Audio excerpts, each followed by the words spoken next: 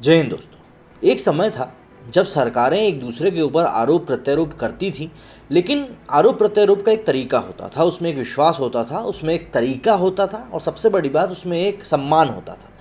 लेकिन आज के समय में ये आरोप प्रत्यारोप एक सम्मान से बढ़कर आज एक बेइज्जती करने वाली चीज़ बन चुके हैं और सबसे बड़ी बात इसमें देश का हित कहीं से कहीं तक नहीं छुपा होता, सिर्फ इसमें पर्सनल एजेंडा और प्रोपेगेंडा फैलाने की बातें होती हैं और कुछ नहीं।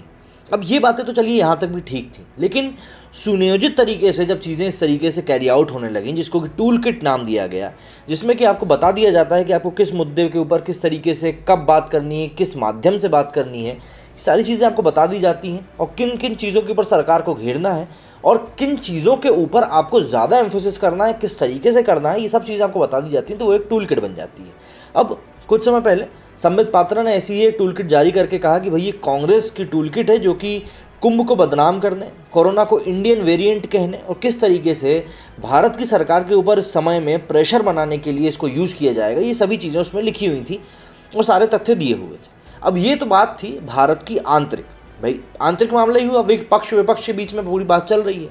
लेकिन आज की डेट में सोशल मीडिया एक ऐसा माध्यम बन चुका है जो कि लोगों की एक नैरेटिव को डायरेक्शन देने का काम करता है। ये हम लोग जब ट्रंप चुनाव जीते थे उस चुनाव में भी हम लोग देख चुके थे किस तरीके से नैरेटिव सेट किया गया था। ये बात हो गई। अब यहाँ पर जैसे ही संबित पात्रा ने ये सारी टूल किट शेयर करी और भाजपा के कई सारे नेताओं ने इसको रिट्वीट करके और फैलाया, तो ट्विटर इंडिया ने क्या किया? ट्विटर इंडिया ने इस ट्वीट को मैनिपुलेटेड मीडिया का टैग दे दिया। मैनिपुलेटेड मीडिया मतलब ये जो न्यूज़ आपके साथ शेयर करी जा रही है इसके अंदर कुछ गड़बड़ी है। अब सबसे बड़ा सवाल ये आ जाता है, पहला कि आपने इसके ऊपर किस कारण से आपने मैनिपुलेटिव मीडिया लगाया, पहला।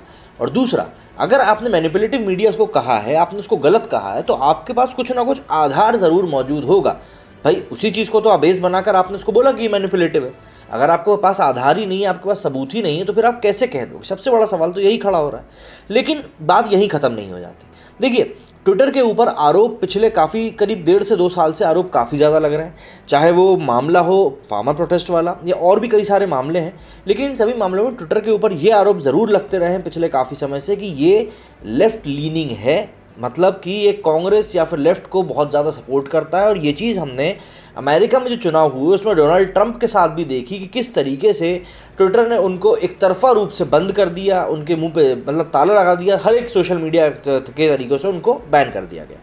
चलिए, ये तो बाहर की बात है, लेकिन हम भारत की ही बात करते हैं। तो भाई बेस लाइन वही आ गई। जो दिल्ली पुलिस ने जो कल छापा मारा या नोटिस दिया है वहाँ के एमडी को, वो भी क्यों दिया है? उन्होंने यही कहकर दिया है कि भाई आपने संबित पात्रा और कई सारे नेताओं के ट्वीट को, जिसमें कि टूल किट शेयर करी गई थी, आपने मैनिपुलेटिव मीडिया का, हमने मान लिया।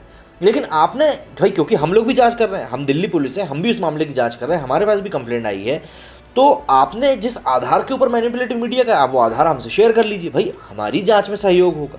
अब ये जो मामला है ये सिर्फ यही नहीं रुक रहा, क्योंकि ट्विटर इंडिया ने कह दिया कि भैया हम तो अपने हेड ऑफिस से बात करेंगे जो कि बाहर विदेश में है। तो अब कई सारे सवाल, एक क्या होता है, वो पुरानी कहावत है ना, एक झूठ को छुपाने के लिए 100 झूठ बोलने पड़ते हैं, बस वही कहानी यहाँ पर भी शुरू हो गई है। तो अब ट्विटर इंडिया यहाँ पर खुद के ही जाल में फंसता जा रहा है।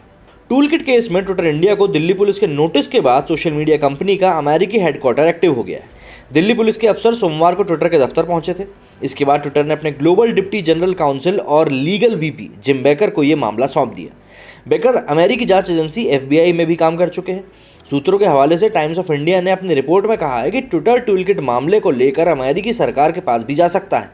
सूत्रों ने कहा है कि केवल एक अच्छी बात यह है कि ट्विटर इंडिया का दफ्तर कोरोना के बिगड़ते हालात की वजह से बंद है और अब अमेरिकी हेडक्वार्टर ने इस मामले में दखल दिया है। ट्विटर हेडक्वार्टर्स लगातार भारत स्थित दफ्तर के संपर्क में है। भाजपा नेताओं की पोस्ट को मैनिपुलेटेड मीडिया शब्द से टैग करने के बाद से ही ट्विटर केंद्र सरकार के निशाने पर लगातार बना हुआ है। अब दिल्ली पुलिस टूल किट जांच को लेकर ट्विटर के दिल्ली और गुड़गांव स्थित दफ्तरों पर भी गई। सूत्रों ने बताया कि पुलिस के नोटिस देने के बाद ट्विटर हेडक्वार्टर में तनाव का माहौल है।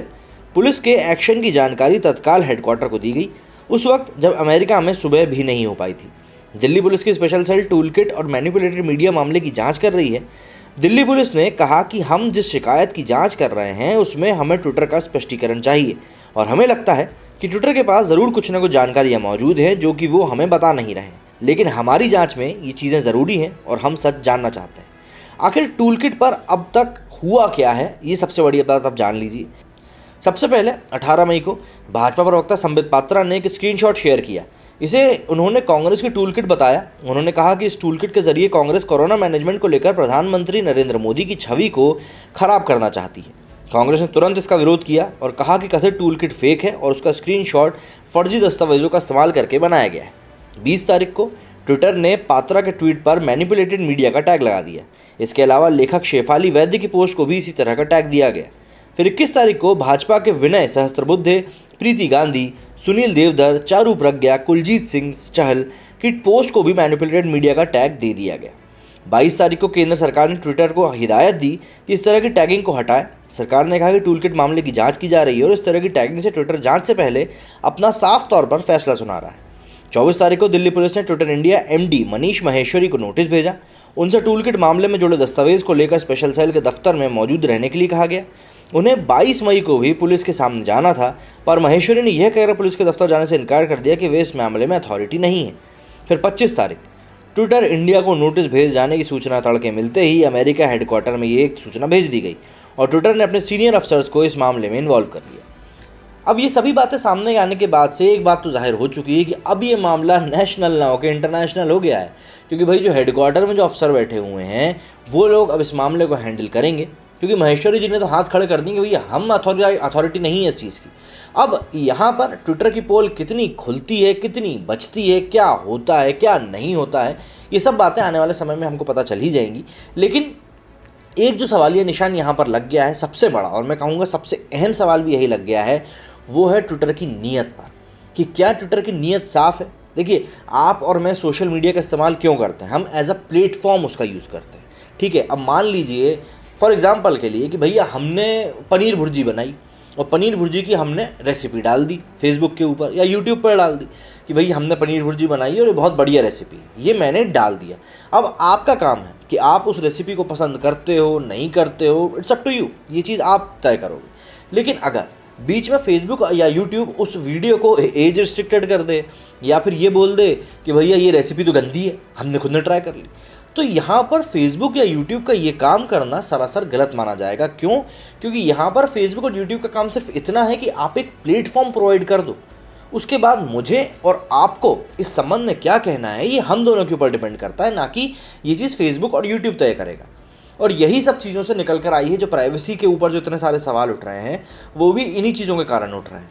तो बात वही आ जाती है कि ए और बी के बीच में होने वाली वार्तालाप के बीच में आखिर वो प्लेटफॉर्म क्यों अपनी राय दे रहा है, क्यों अपना ओपिनियन रख रहा है। भाई तेरा काम है दोनों को प्लेटफॉर्म देना, तू वो दे रहा है और बढ़िया दे रहा है, तो वहीं तक रखना अपने आप को सीमित। देश की डेमोक्रेसी को चलाने की क्यों कोशिश कर रहा है। मेरी इस वीडियो में फिलहाल इतना ही। जय हिंद, जय भारत।